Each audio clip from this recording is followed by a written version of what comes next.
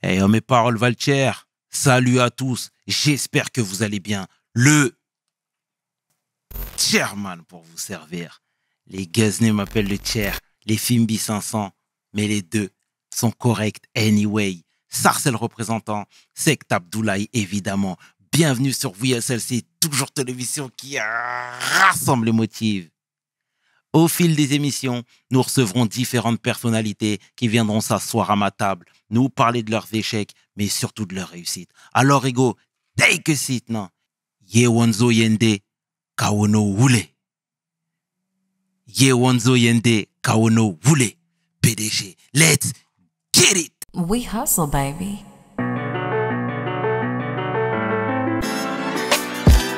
Le chairman. We hustle, baby. Le chairman. We hustle, baby. Le chairman. De retour sur We Hustle et je suis vraiment fier d'accueillir aujourd'hui mon homeboy, un grand monsieur, un écrivain, un historien, un philanthrope, un homme de terrain, et c'est peu de le dire. L'homme que l'on nomme Souleymane Remède. Take a seat. Souleymane. Salam alaikum. Alaikum salam. Comment ça va? Alhamdulillah, ça va bien. Tout va bien? Oui, merci. Merci infiniment d'avoir accepté l'invitation. Sache que je n'ai pas grossi le trait sur ta présentation, à savoir que tu nous as donné beaucoup de force. Tu continues de nous en donner. Et tu viens de loin, uniquement pour l'émission. Et ça, c'est quelque chose qui me touche énormément. Je dis je, mais en réalité, c'est on. Vraiment toute l'équipe. Donc, bravo à toi et encore merci. Est-ce que tu peux te présenter, s'il te plaît, pour celles et ceux qui ne te connaissent pas? Souleymane Renedé Ngouamene, l'auteur de la série sur l'identité du musulman noir. Mhm. C'est excellent. Alors, moi, j'ai mal prononcé ton nom de famille. Oui, c'est Souleymane Renedé. Renedé. Oui, Ok. C'est une signification? oui, c'est une signification. Au fait, mes parents ont eu 2 enfants avant moi et le troisième, il s'appelait Oscar et à très bas âge, il est décédé. Et par la suite, bon, il y a eu ma naissance et mon père a laissé ma mère à l'hôpital pour ma naissance.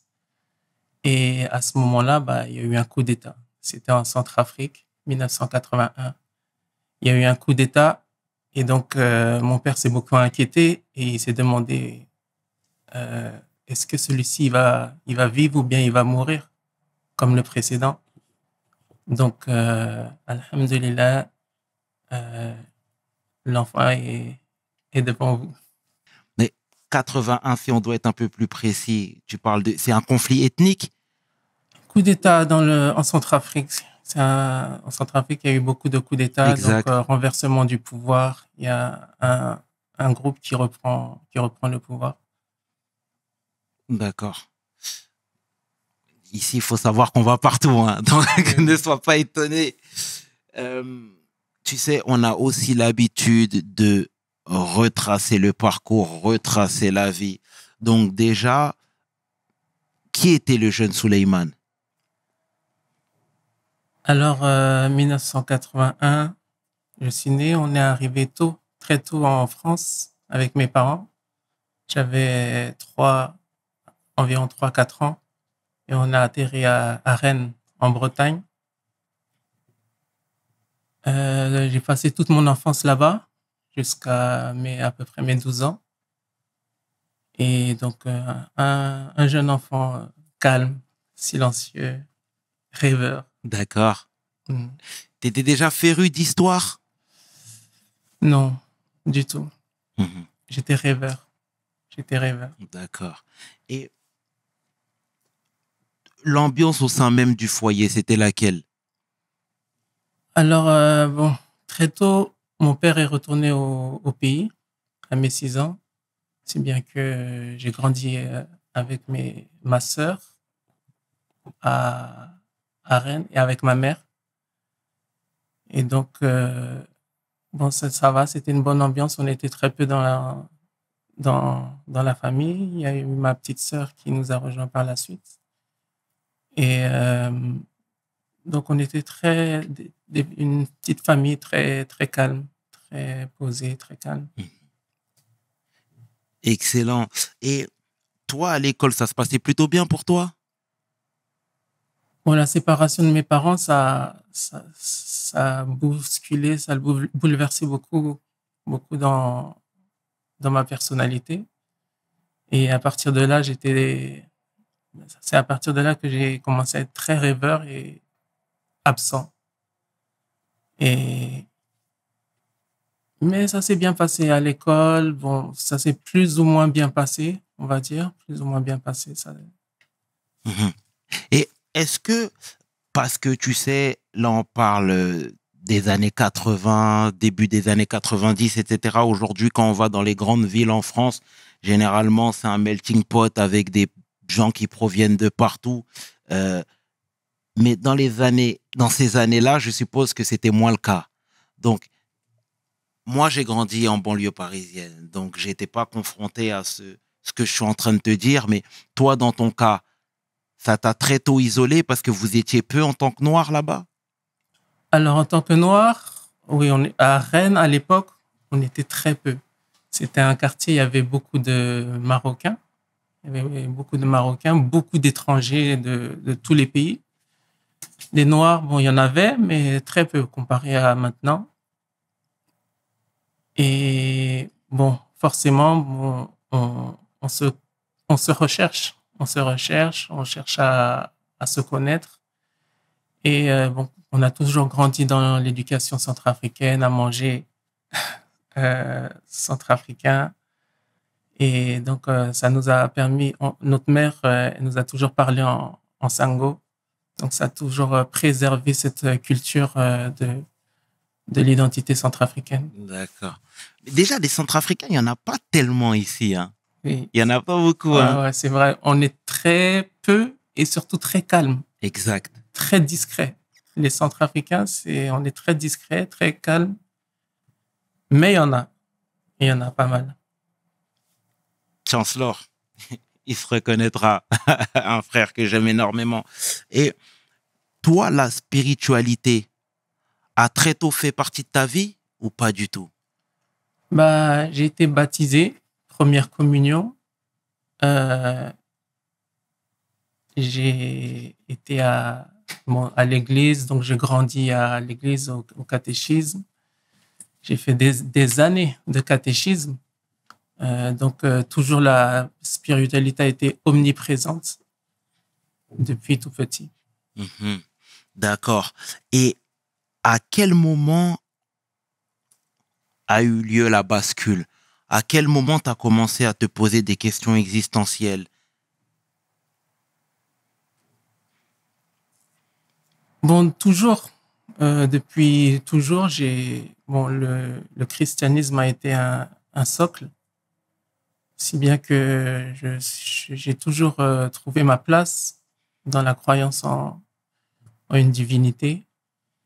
Et donc, on allait souvent avec ma grand-mère. Donc, comme on a été, notre mère, elle travaillait beaucoup sur Paris, si bien qu'elle n'était pas là. Donc, on a été élevé par notre grand-mère quand on était tout petit. C'est par la suite qu'on va voyager vers notre mère à Paris. Alors, mais tout le temps, là, je me suis toujours remis en question, toujours cherché ma place. Comme j'ai dit, je suis très rêveur. Donc, j'ai toujours cherché ma place, que ce soit mon identité ou bien ma place en tant qu'être humain. Mhm.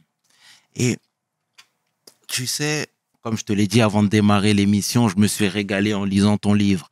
Donc déjà, merci encore une fois pour ce bel ouvrage. Euh, Moi, je veux que tu me parles déjà de la conception de ce livre, parce que il y a énormément, pardon, de faits précis, il y a énormément de recherches, etc., d'introspection. Donc, je veux que tu me parles de tout ça, s'il te plaît.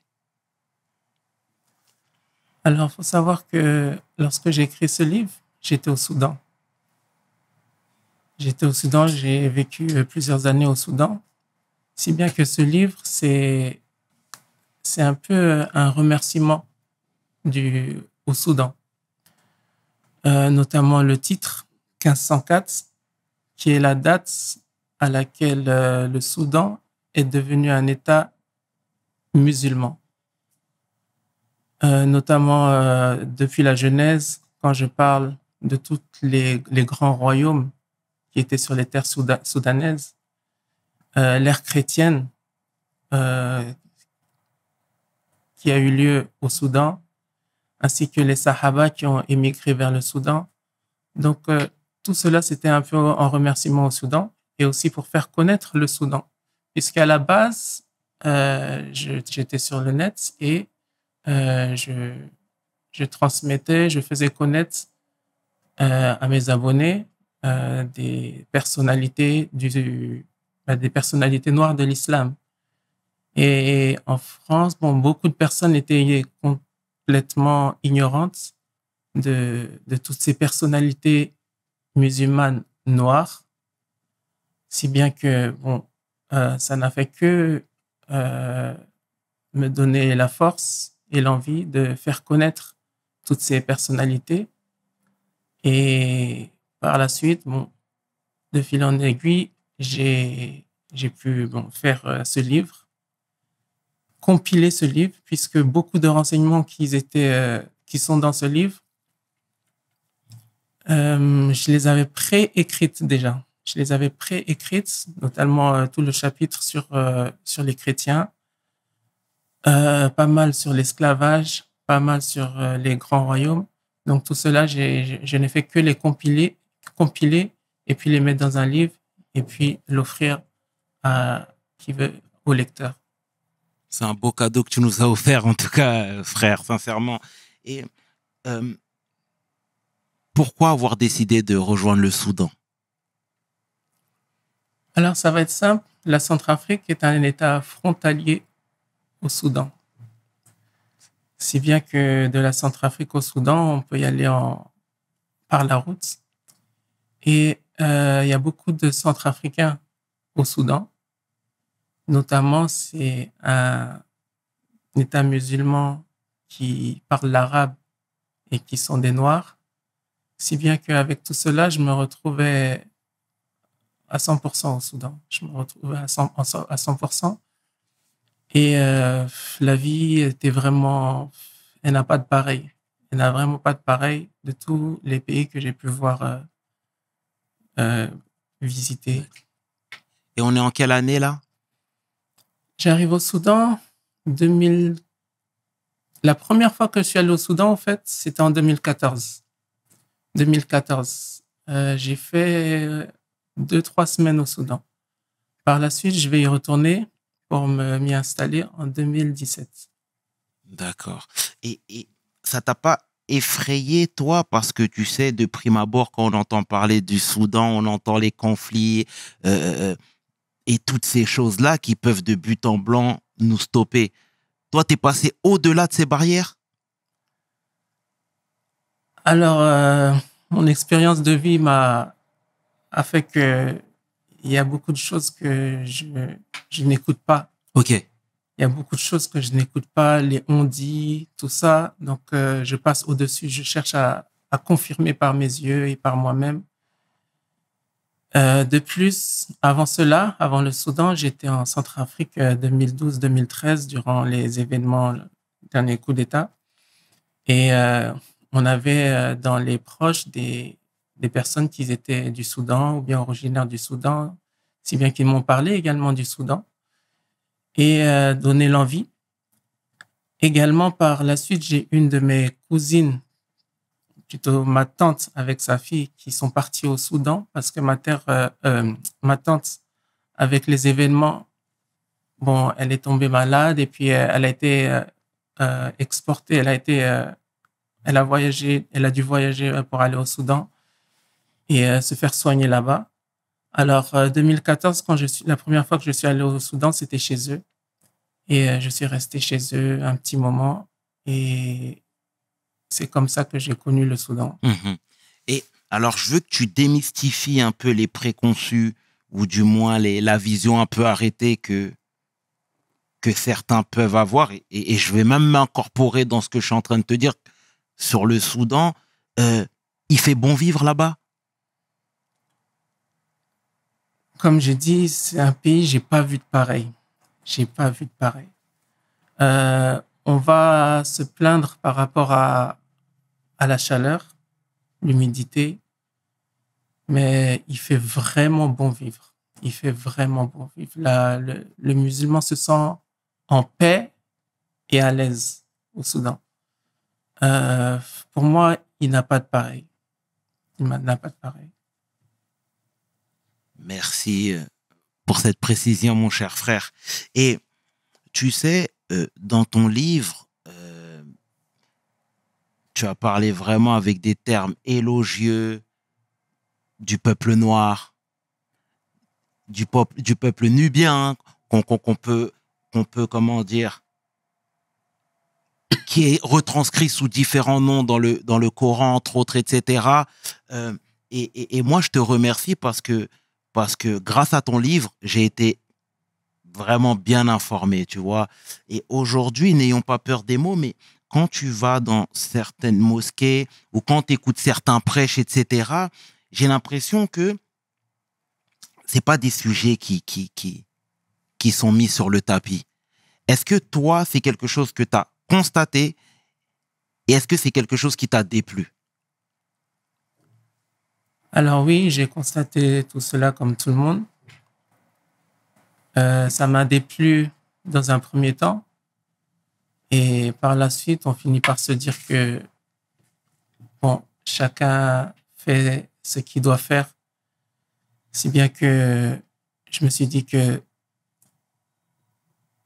par exemple, les Maghrébins, ils vont parler du Maghreb. Et les Noirs, il leur appartient de parler des Noirs. Comme moi, je suis noir et j'ai vécu au Soudan, donc c'est ça également qui a fait que je parle du Soudan. Par exemple, parler de l'Afrique de l'Ouest, je vais pas me permettre vraiment de parler de l'Afrique de l'Ouest parce que je connais pas. Et donc, il ne m'appartient pas de vraiment parler en profondeur de l'Afrique de l'Ouest. J'ai beaucoup parlé du Soudan, également de ce qui l'entoure. Je pense qu'on ne peut pas s'arrêter à demander aux autres de parler de soi-même. Absolument. Donc, il nous appartient à faire notre travail. Et tant qu'on ne va pas prendre la plume et s'intéresser à notre personne et aux nôtres, donc on ne fera que quémander et puis demander aux autres.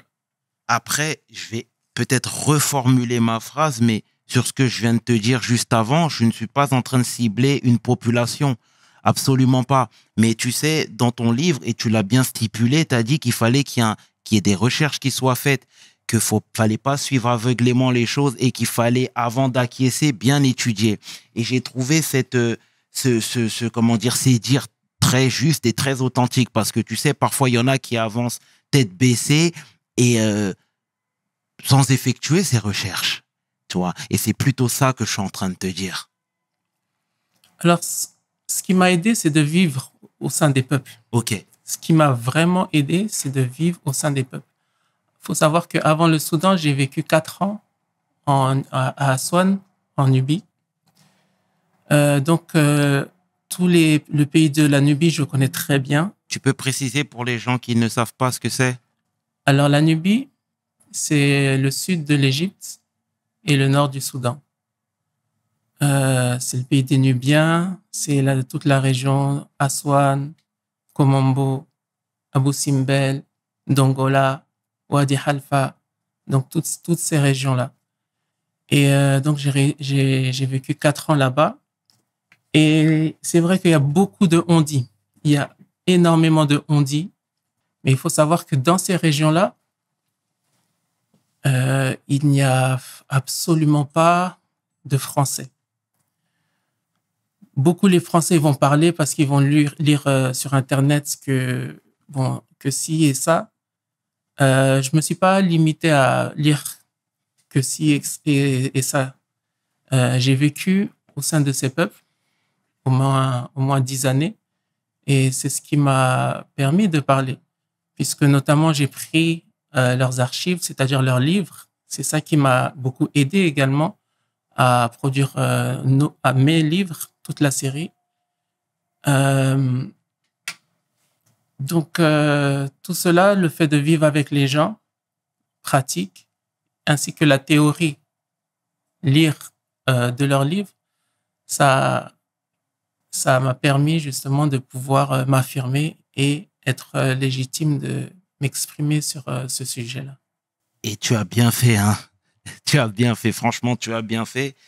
Et parce que c'est courageux et audacieux de faire tout ça, tu vois. Et tu sais, même dans des hadiths certifiés, c'est dit que les terres noires sont des terres de sincérité, tu vois. Oui, exactement. Le prophète, alayhi salatu wassalam, il faut savoir que lorsque les musulmans, en terre d'Arabie, à Mecca, ils se faisaient opprimer, donc ils ne pouvaient plus supporter l'oppression des idolâtres. Donc c'est à ce moment-là que le prophète alayhi salatu wassalam a conseillé à ses proches et à tous les musulmans, et il leur a dit, il y a là-bas une terre de sincérité. C'est-à-dire que surtout l'Afrique de l'Ouest, Soudan, Éthiopie, le prophète alayhi salatu wassalam les a appelés les terres de sincérité. Exactement. Et c'est à partir de là que j'ai pris ce nom-là pour, entre parenthèses, faire mon édition et appeler tout mon travail, mettre tout mon travail sous le nom de terre de sincérité.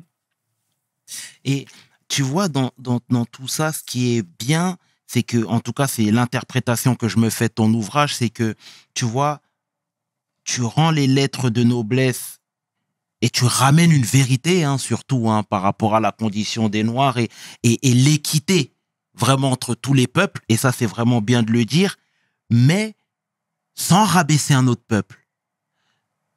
Et ça, c'est très bien parce que dans tes écrits, dans ton récit, etc., et étant donné que tu vis même sur ces terres, tu aurais pu extrapoler et mettre en avant un peuple au détriment d'un autre. Tu comprends ce que je suis en train de te dire? Oui. Et ce qui est juste et ce qui est fort, c'est que toi, tu ne l'as pas fait. En revanche, là où aujourd'hui, tu représentes quelque chose sur l'échiquier pour pas mal de gens, et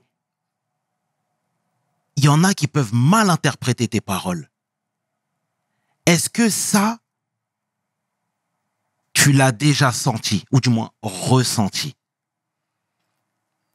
Pas mal de personnes qui n'ont pas lu le livre et qui vont s'exprimer par rapport à une publication, qui n'ont pas lu, qui n'ont pas suivi, qui n'ont pas lu depuis le début. Ils vont peut-être sentir que, oh, pourquoi celui-ci il se permet de dire que telle personne était noire. Quelles sont ses preuves? Alors que les preuves, je les ai exposées dans le livre, comme je les ai exposées dans des précédentes publications. Une personne qui va arriver au milieu de notre travail, il n'aura pas compris tout le cheminement. Si bien que ce sont ces personnes-là qui vont se dire comment tu oses dire ça? Comment tu oses dire ça? Et ils vont blâmer. Quant aux autres personnes qui ont suivi le travail et qui ont lu les livres, ils ne se permettront pas de dire cela car les preuves ils sont parfaitement exposées. Et est-ce que tu as déjà reçu des messages qui vont totalement à l'encontre du message que toi tu souhaites diffuser? Oui, bien sûr, beaucoup. J'en ai eu énormément. Donc, pour ça, il faut réexpliquer à la personne ou bien la renvoyer à à d'autres publications, ou bien la renvoyer à nos livres, ou bien la renvoyer à d'autres travaux qu'on a fait précédemment pour que la personne comprenne. Mais très souvent, les personnes arrivent et se disent et nous blâment. Nous blâment parce que, par exemple, on dit que, par exemple, les musulmans noirs. Et les gens n'aiment pas entendre parler de ça. Les gens n'aiment pas entendre musulmans noirs. Ils disent, bon, non, on est tous musulmans. Alors que le prophète, alayhi salatu wassalam, est arabe. Il n'a jamais été non fier d'être arabe et de revendiquer son arabité. Faut savoir que nous, on aime énormément lorsque des musulmans se vantent d'être turcs. Ils se vantent d'être maghrébins. Ils se vantent d'être de l'Inde. Parce que toutes ces régions-là, ils sont remarquables et ils ont une histoire et un patrimoine très remarquable. Et nous aimons également que les autres aiment à nous entendre nous vanter de notre noirceur et notre africanité dans l'islam. Et c'est justement dit. Tu sais, tu as relaté aussi une anecdote, parce que c'est rempli d'anecdotes dans ce merveilleux bouquin, où tu disais que Myriam et Haroun s'étaient moqués justement de la femme du prophète Moussa. Tu vois, parce qu'il avait épousé une noire, et pour eux, le noir, c'était office de médiocrité, tu vois ce que je veux dire? Et donc ça, tu l'as mis en avant. Mais je vais rebondir et rétropédaler sur ce que je te dis, à savoir la méconnaissance de beaucoup. Tu sais, aujourd'hui, malheureusement, les plus dangereux, ce sont qui ne maîtrisent pas les sujets. Tu vois ce que je veux dire? Et n'ayons pas peur des mots, c'est que aujourd'hui, quand tu vas dans certains endroits du globe, etc., il y en a qui ne maîtrisent pas la portée de leurs mots et de leur comportement. Tu comprends ce que je suis en train de te dire? Est-ce que ces fondements, ces bases-là, faudrait pas les mettre en avant plus? Alors, dans certains lieux de culte où beaucoup de personnes, ils vont s'intéresser à certains sujets du domaine islamique et pas d'autres. Mm-hmm. Puisque faut savoir que l'islam, ce n'est pas que faire la prière, mais c'est également connaître les autres.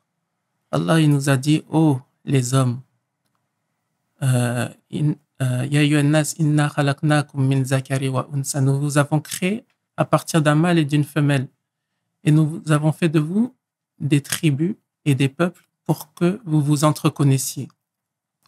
C'est-à-dire que s'entreconnaître, c'est un devoir.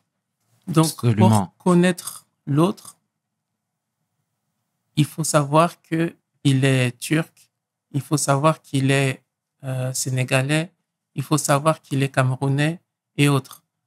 Donc, il appartient à chacun de savoir qui il est, de savoir son histoire, son patrimoine et ce que ses aïeux ont apporté.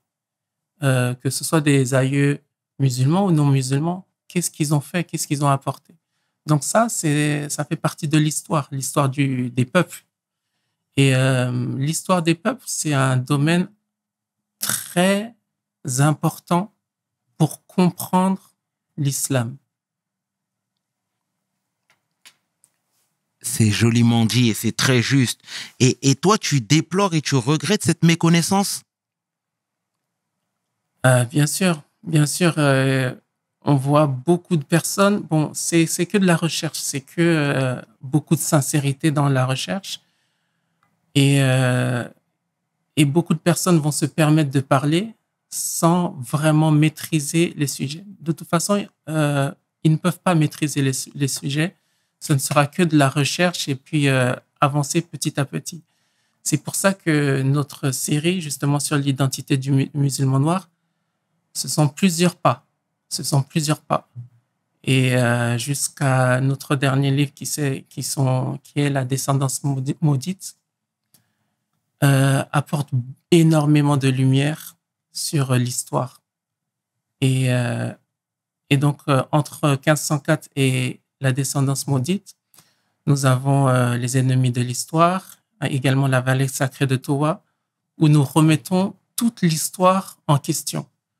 Et ça permet aux gens d'acheminer, d'avancer proprement et sincèrement. Et pour toi, c'est la condition sine qua non pour justement mener à bien ce projet d'aller sur les terres où les choses se sont déroulées? Alors, ça apporte beaucoup. Ça apporte beaucoup. Par exemple, si je parle de ce qui se passe actuellement en France, que je dis que, par exemple, une personne qui n'est pas revenue en France n'est pas comme une personne qui a vécu en France. Si tu veux connaître la France, c'est important pour toi d'être venu et de savoir comment ça se passe, tout simplement. Et tu sais, tu parlais également des Kandanké, tu vois, de ce peuple qui a été presque radié de l'histoire, j'ai envie de te dire. Mais pourquoi? À qui ça profite? Alors, à qui ça profite? Ça profite à énormément de personnes.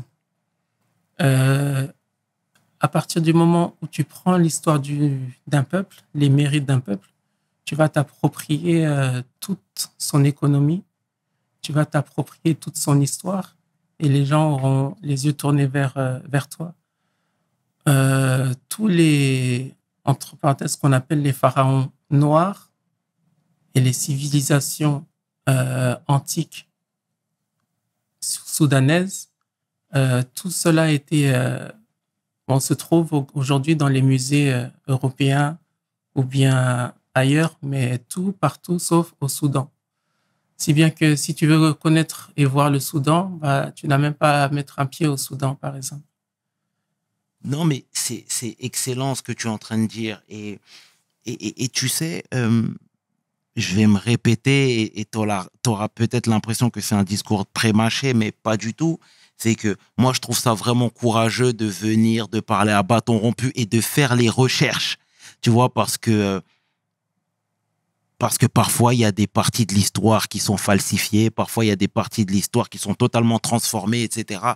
Et toi qui vas même au cœur du terroir pour venir ressortir des archives certains éléments manquants, moi, je trouve ça noble et je trouve ça grand. Parallèlement à tout ça, comment tu fais justement pour gagner ta vie, pour vivre, hein, tout simplement? À savoir que quand j'étais au Soudan, bon, à côté de ça, je faisais des petits bricoles, on va dire. Et bon, par la suite, bon, comme j'avais un véhicule, ça me permettait de faire ces petites bricoles-là. D'accord. Donc, quand on a quitté le Soudan, bon, j'ai perdu tout ça. J'ai perdu tout ça et j'ai dû refaire ma vie. J'ai dû refaire ma vie. Et donc, alhamdulillah, par la bénédiction d'Allah. C'est très bien. Et tu sais, même au son de ta voix, il y a une quiétude, il y a une paix que tu dégages, tu vois ce que je veux dire? Et je trouve ça beau, je trouve ça grand, vraiment, parce que pour t'avoir étudié, l'homme qui est en face de moi est vraiment très posé, etc. Ça, c'est un trait de caractère que tu as toujours eu? Toujours. Toujours. Ouais. Ouais. Même à Paris, même en France? Toujours. Toujours. Tous ceux que tu rencontreras qui m'ont connu précédemment te diront que c'est mon caractère. D'accord.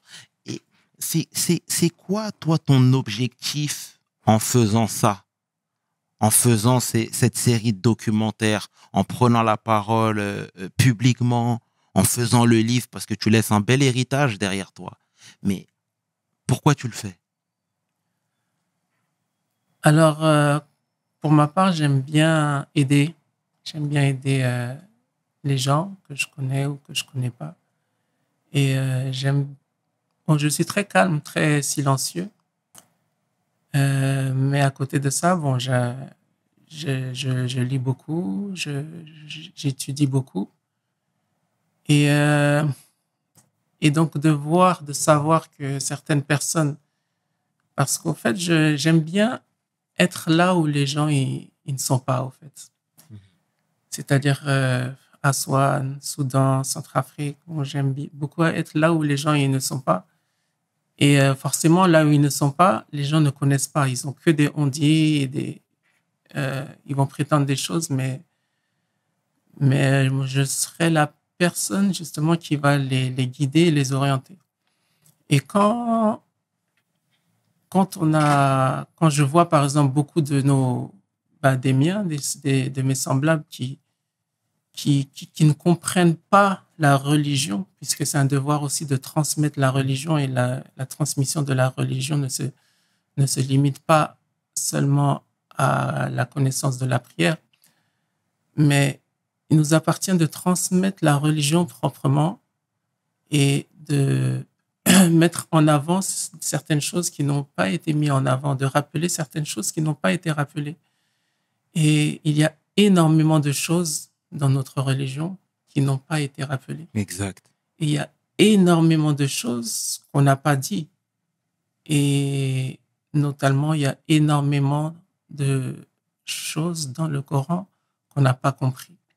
Alors tout cela, c'est une bénédiction d'Allah sur moi qui m'a fait comprendre cela et qui m'a choisi également pour transmettre ce message-là.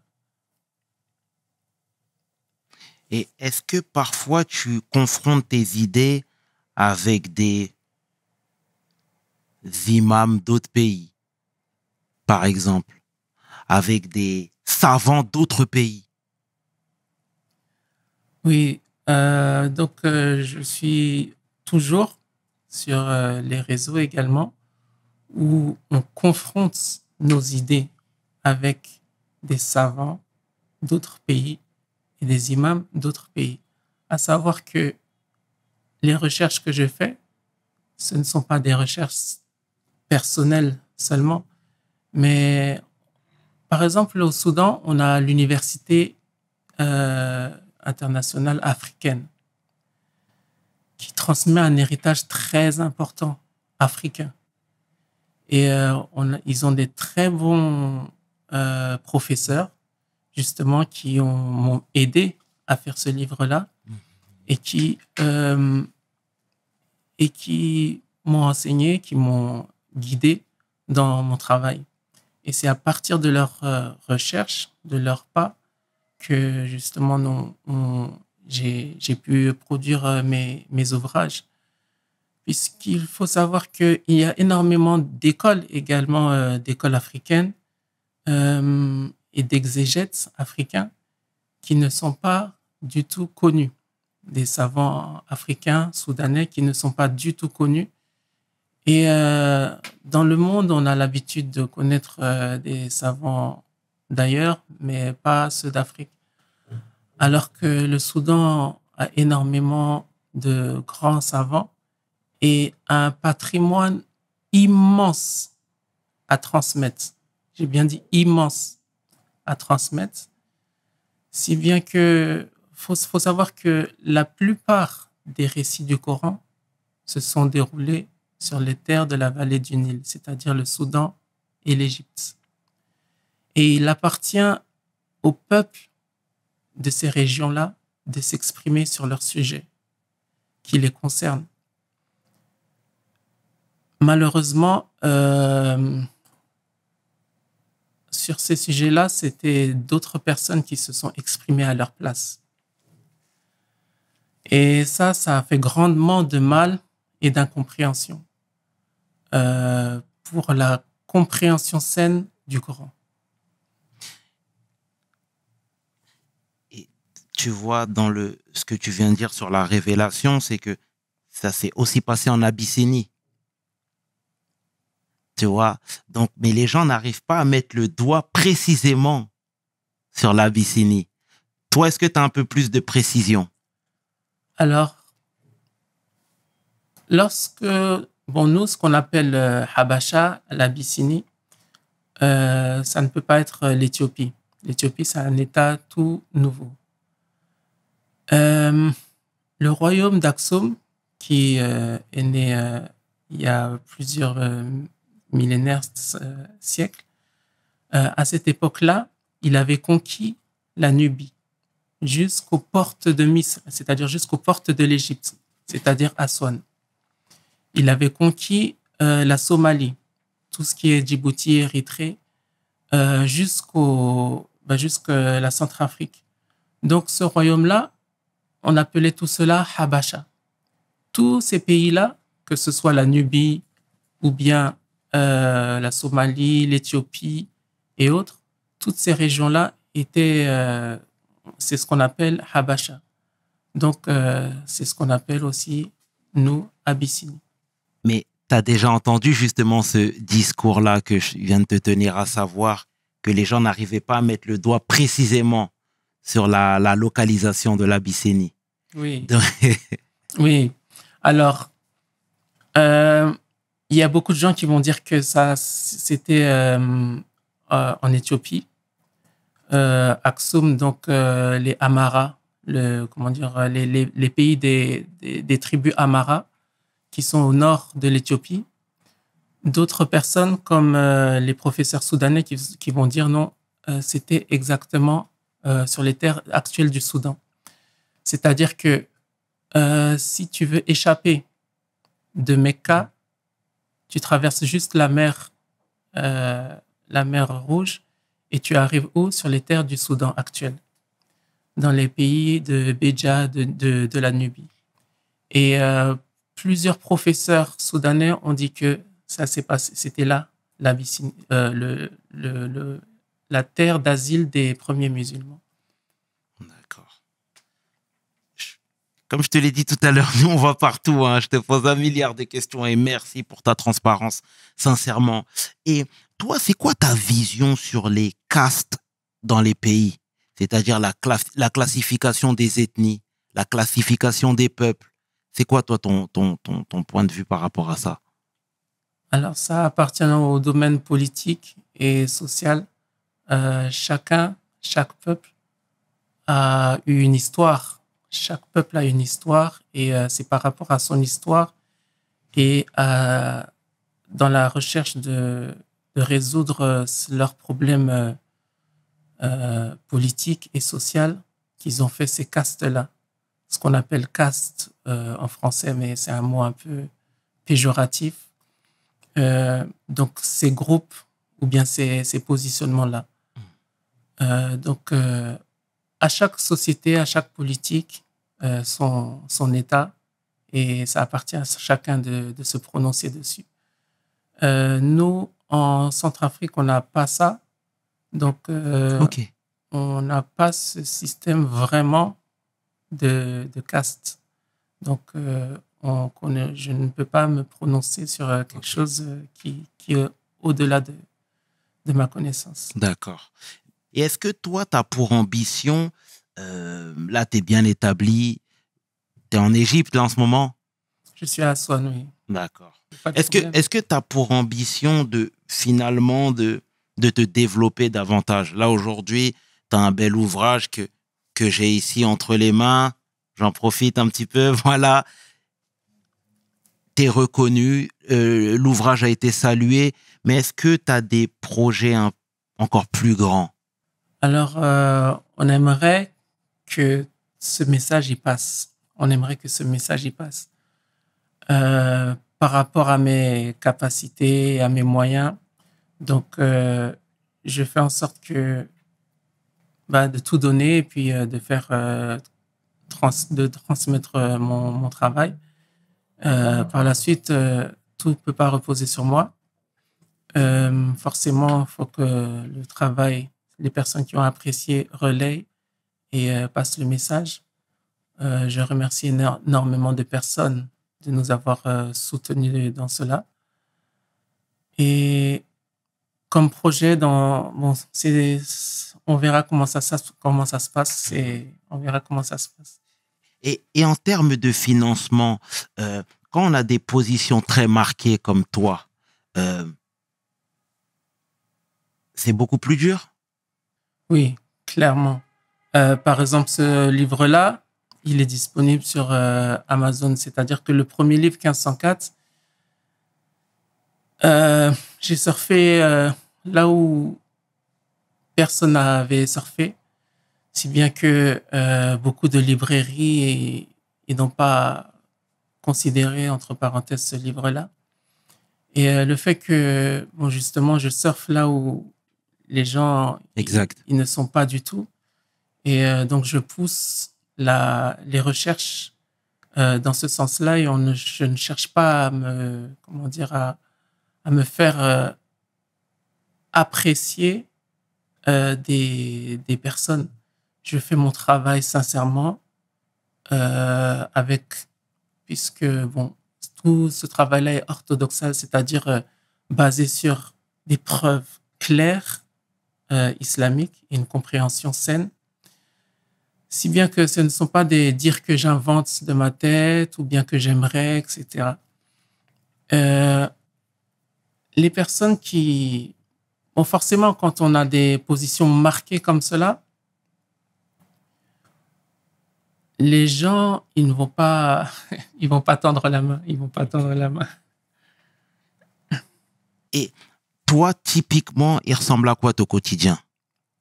La famille, mes enfants, m'occuper d'eux. À côté des recherches, beaucoup de lectures, beaucoup d'écriture. Être sensible aux gens qui sont autour de moi. C'est ça mon quotidien. Ce sera le mot de la fin, en tout cas. Mon cher frère Souleymane, merci infiniment pour ta venue, pour cette générosité, pour cette transmission, pour toutes les images, pour tous les messages que tu portes, que tu véhicules, que tu transmets.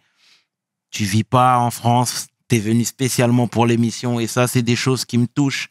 C'est des choses qui me font du bien, qui nous font du bien en réalité. Et à travers ta prise de position, tes prises de position, t'éveilles des consciences, tu nous informes. À titre perso, tu m'as beaucoup aidé. Et merci. Merci pour ce que tu fais. Sincèrement, on a besoin de gens comme toi pour secouer le cocotier. Merci à toute l'équipe. C'était le tiers et qui est 500. Tu peux inverser, les deux sont corrects. Avec mon frère, j'ai nommé Souleymane René D. For We Hustle. Mes paroles valent tiers. Peace. We hustle, baby.